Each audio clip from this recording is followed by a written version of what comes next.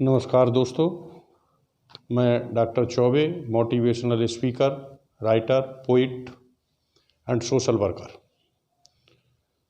आपके बहुत सारे हमें कमेंट्स मिले। पिछले वीडियो को आप लोगों ने बहुत अधिक लाइक किया, उसके लिए आप सभी लोगों को धन्यवाद। बहुत लोगों ने सब्सक्राइब भी किया, शेयर किया, कमेंट्स बहुत ज़्यादा भेजे आप लोगों ने। तो उसमें अधिक से अधिक जो कमेंट्स आए हैं उसमें उन्होंने पूछा है कि विद्यार्थियों के जो आए उसमें उन्होंने पूछा है कि मुझे याद नहीं होता, और अगर याद कर लेता हूँ तो जल्दी से जल्दी भूल जाता हूँ। सुबह मैं जल्दी नहीं उठ पाता, और सुबह नाश्ते में क्या लेना चाहिए और मन को नियंत्रित कैसे करें। तो बहुत सारे जो है वीडियो इस पर आए हैं। तो आज जो मैं आपको वीडियो मैं बताऊंगा वो बताऊंगा मैं आपको सुबह जल्दी उठने का सरल उपाय। इससे आप जो है सुबह जल्दी उठने लगेंगे।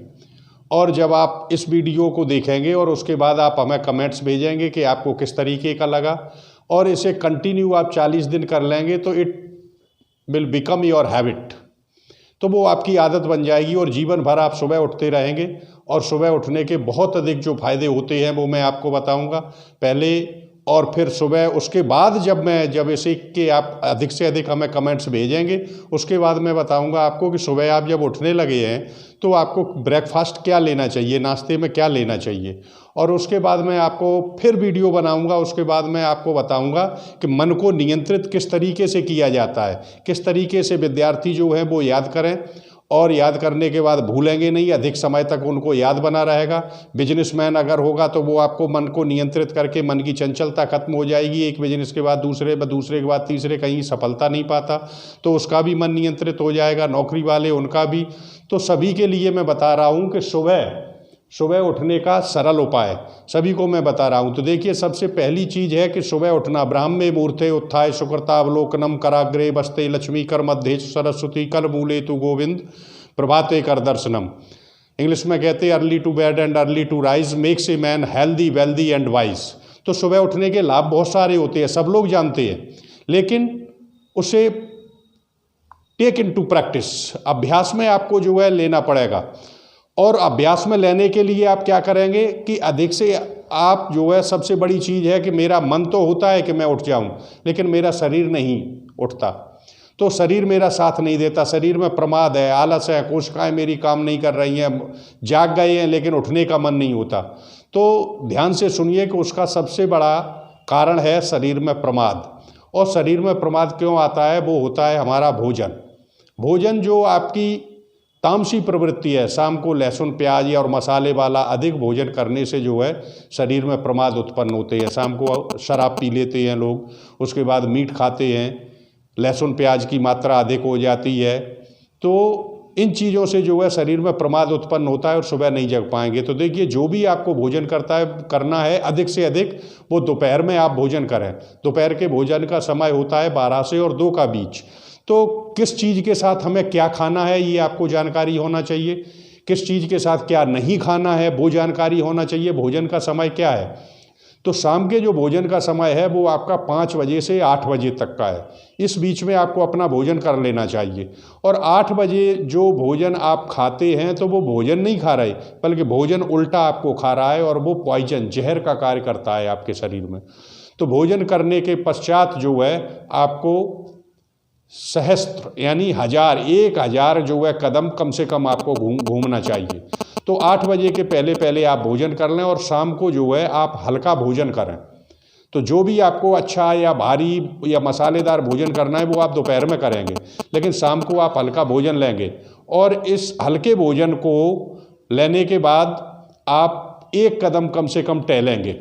इसके लिए देखिए, सनातन धर्म में जो नाम आए हैं भीम, अगस्त, बड़वाहन, यम और कुंभकर्ण, ये लोग अधिक खाते थे। भीम भी अधिक खाते थे, अगस्त मुनि ने समुद्र को पी लिया था। भीम, अगस्त, बड़वाहन आग लग जाती है, यम अधिक खाते हैं, और कुंभकर्ण भी अधिक खाता था, रावण का भाई। तो 1000 कदम जो जब आप टहलते हैं तो उस समय ये अगर 5 नाम लेते हैं आप, भीम, अगस्त, बड़वाहन, यम और कुंभकर्ण, ये नाम लेते हैं तो सारा भोजन आपका पच जाता है। आता पीती भक्षणो समुद्र शोक्तो। तो समुद्र में जैसे हर चीज़, हर नदी जो है समाहित हो जाती है। समुद्र कभी जो है उफान नहीं लेता, कभी उसमें बाढ़ नहीं आती। इसी तरीके से जो आपका भोजन है, जो पेट है आपका, उसमें कभी भी कुपच नहीं होगी। और सोने से पहले आपको 1 गिलास दूध अवश्य पीना है। दूध पीने से क्या होगा कि आपका जो है पेट सुबह साफ हो जाएगा। अब आप जब सोने की तैयारी में है तो दूध पी लें। तो सोते समय आपको क्या सोचना है? सोते समय आपको सोचना है, जब आप अपना कार्य कर चुके हो सोने जा रहे हैं, तो सोने से पहले सोचिए कि आज मैंने कोई ऐसा कार्य तो नहीं किया जिससे किसी की आत्मा दुखी हो। अगर किया है तो उसके लिए क्षमा प्रार्थना करें।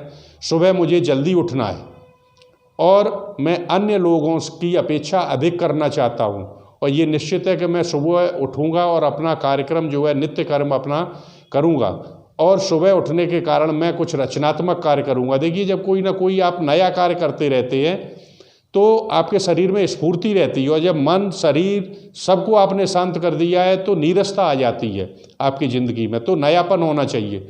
ठहरे हुए पानी में भी काई लग जाती है, रखे हुए लोहे में भी जंग लग जाती है।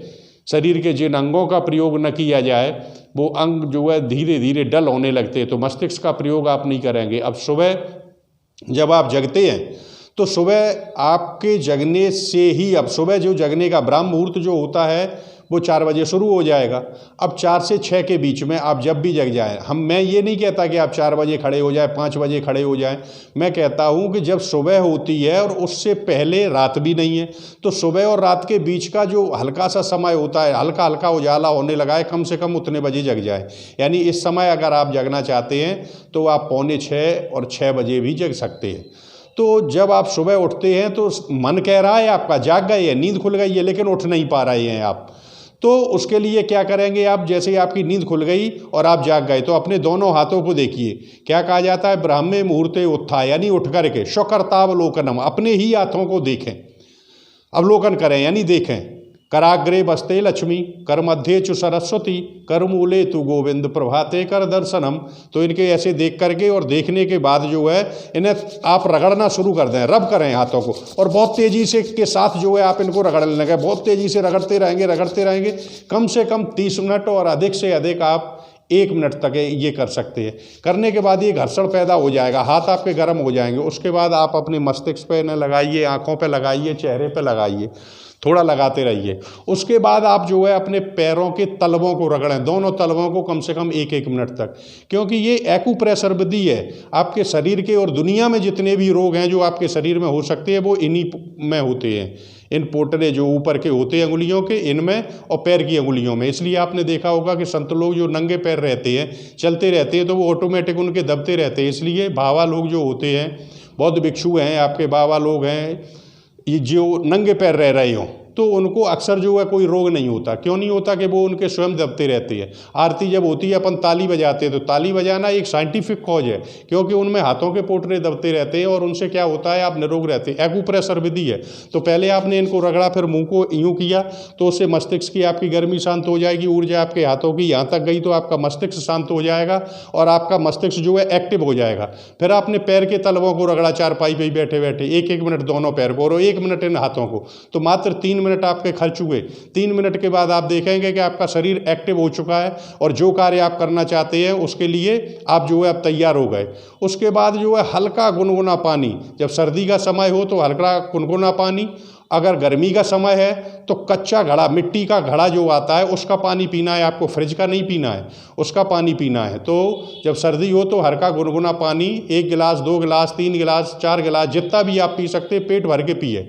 उसके बाद थोड़ा टहलेंगे तो आप फ्रेश होने के लिए जाएंगे, और फ्रेश होकर के जब आप आते हैं तो अपने दांत, जीभ, मुंह, नाक, कान, आँखें, इनको अच्छी तरीके से इतने को साफ करेंगे। मैं ये नहीं कह रहा कि आपको स्नान करना है, तो वो भी आपको अगर सर्दी लग रही है तो उस पानी, बाल्टी के पानी को भी आप गर्म कर सकते हो। उस गर्म पानी से मंजन करिए, आँख, नाक, कना बिल्कुल साफ कर दीजिए, और उसके बाद आप आकर के बैठ जाइए। हल्का सा प्राणायाम या मेडिटेशन आप कर सकते हैं, 10-5 मिनट जो भी चाहे। मेडिटेशन से क्या है कि आप अपने मस्तिष्क के पावर को कई गुना बढ़ा देते हैं। जो चीज़ आज आप 10 घंटे में याद कर पा रहे हैं, वो चीज़ आप 5 घंटे में कवर करने लगेंगे। मेडिटेशन के द्वारा आप अपने मस्तिष्क के पावर को लाखों और करोड़ों गुना बढ़ा सकते हैं। तो ये कार्य आपका मात्र 15-15 मिनट ले रहा है। तो इनको करने के बाद अब आप दैनिक दिनचर्या शुरू कर दें। जो भी करना हो, बिजनेसमैन हो बिजनेस की अपने काम करे, नौकरी वाला हो वो अन्य कार्य करे, विद्यार्थियों को बैठ करके पढ़ना चाहिए। तो इस तरीके से आप सुबह जग जाएंगे और आज से ही आप प्रारंभ कर दें।